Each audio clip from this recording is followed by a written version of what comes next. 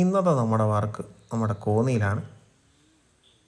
കോന്നിയിലൊരു ഒരു 10 മൂട് തേക്ക് ഒരു വീടിനോട് ചേർന്നാണ്.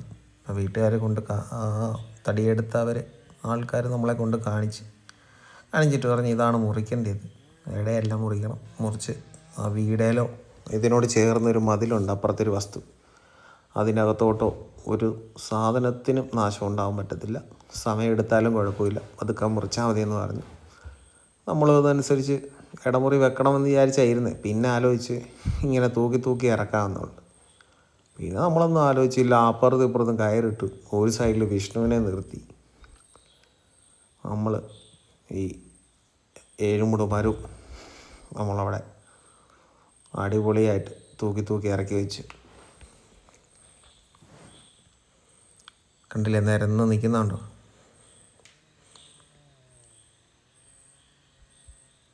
അതെല്ലാം നമ്മൾ അടിപൊളിയായിട്ട് മുറിച്ച്. ഇതിനകത്ത് വണ്ണമുള്ളൊരു തേക്കായിരുന്നു ഈ വണ്ണമുള്ള തേക്ക് തൂക്കാൻ കിട്ടിയതും അതിൻ്റെ ശിഖരത്തിൻ്റെ വണ്ണം പോലും ഇല്ലാത്തൊരു തേക്ക്. പിന്നെ നമ്മൾ ബാക്കിലും കയറിട്ടിട്ടുണ്ടായിരുന്നു.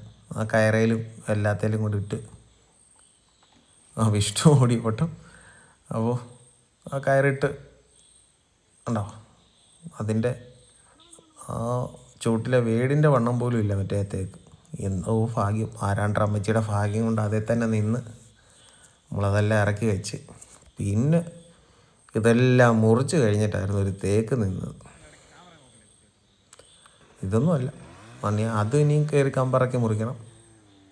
അത് തൂക്കാൻ വേറെ തേക്കില്ല. അതിൻ്റെ അപ്പുറത്തൊരു പ്ലാവേ ഉള്ളൂ. ആ പ്ലാവ് ഇന്നലെ കണ്ട് കിളിച്ചതാണ്. ഈ തേക്കും തൂക്കി നമ്മൾ സേഫായിട്ട് തന്നെ താത്ത് വെച്ച്.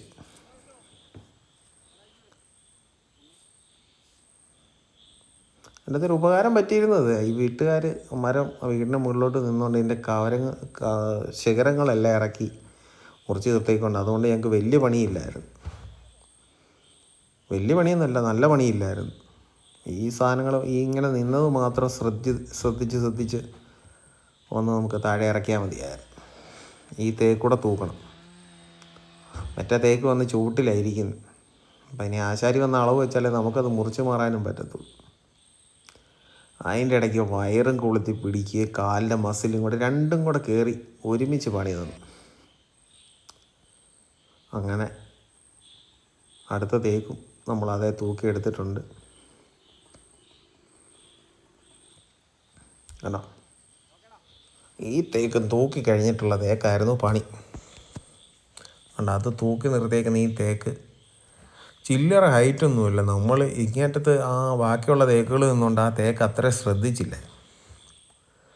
ഇതെല്ലാം തൂക്കി താഴെ ഇറക്കി കഴിഞ്ഞിട്ട് നമ്മൾ നോക്കിയപ്പോഴാണ് സംഗതി കാണുന്നത്. ഇത് മാത്രം ചെറുതായിട്ട്, പിന്നെ വിഷ്ണു ഉള്ളതുകൊണ്ട് കുഴപ്പമില്ല, അവൻ വലിച്ച് അത് അപ്പുറത്ത് കയറ്റി. കണ്ട ഈ ഒരു തേക്ക് ഇതിലാണ് നമ്മൾ ആശ്രയത്തെ ആ മരം തൂക്കിയത്. കണ്ടോ, ഇതിൻ്റെ ഹൈറ്റ് കണ്ടു. നല്ല ഹൈറ്റ് എന്ന് പറഞ്ഞാൽ നല്ല ഹൈറ്റ്. കണ്ടോ ഇരിക്കുന്ന നിപ്പ്. മറ്റ് തേക്കും ഇതും എല്ലാം കൂടെ നിന്നുകൊണ്ട് നമുക്കത് കാണത്തില്ലായിരുന്നു. പിന്നെ അപ്പോൾ നോക്കിയപ്പം കയറി 2 ഇട വെച്ചാലേ അത് തെള്ളിയിടാനുള്ള സ്ഥലമുള്ളൂ. ഇപ്പുറത്ത് മറ്റ് തേക്കിൻ്റെ മണ്ടയിലോട്ട് ഇട്ടാൽ ഈ വീഴുന്ന തടി പൊട്ടിപ്പോവും. അതുകൊണ്ട് ഈ തേക്കും ഓവർ നീളത്തിലും മറ്റൊരു തടിയുടെ മണ്ടയിലൊന്നും അടിക്കാൻ പറ്റത്തില്ല. അടിച്ചു കഴിഞ്ഞാൽ ചിലപ്പോൾ അന്നേരം പൊട്ടും, ചിലപ്പോൾ അത് മില്ലിൽ കൊണ്ടുപോയി അറപ്പിച്ച് കഴിഞ്ഞിട്ടായിരിക്കും പൊട്ടുന്നത്.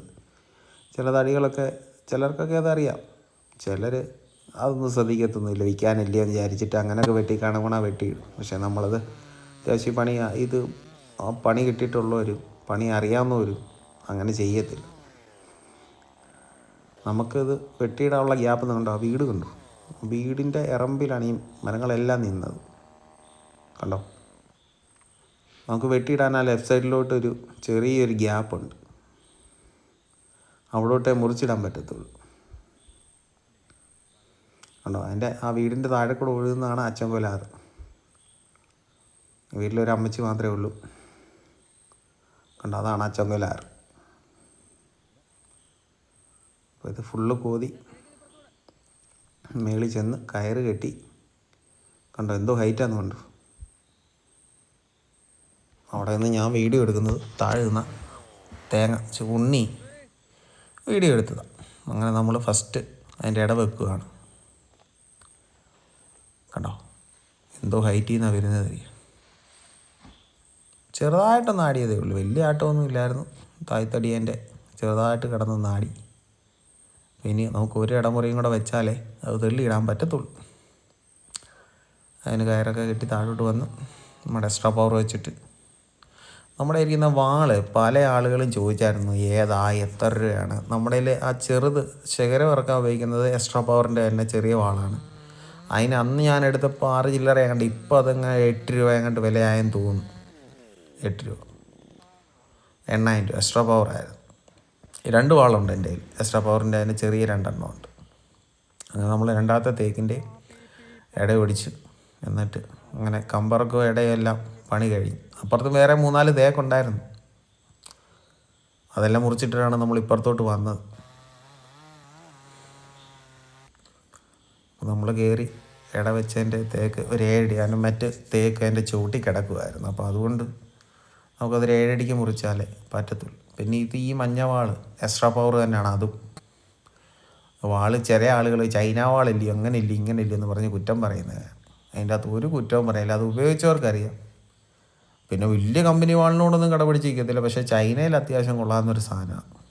അതിനിപ്പോൾ 10 രൂപ കണ്ട് വിലയാണെന്ന് തോന്നുന്നു. അങ്ങനെ ലാസ്റ്റ് തേക്കിൻ്റെ കുറ്റി തെള്ളിയിട്ടു.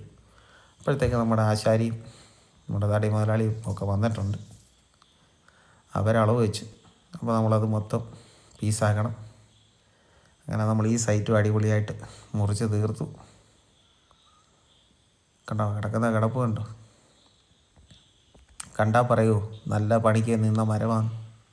അങ്ങനെ ഇന്നും ആഞ്ജനേയ ക്രെയിം വന്നിട്ടുണ്ട്. അവർ തടിയെല്ലാം പറക്കി വെച്ച്.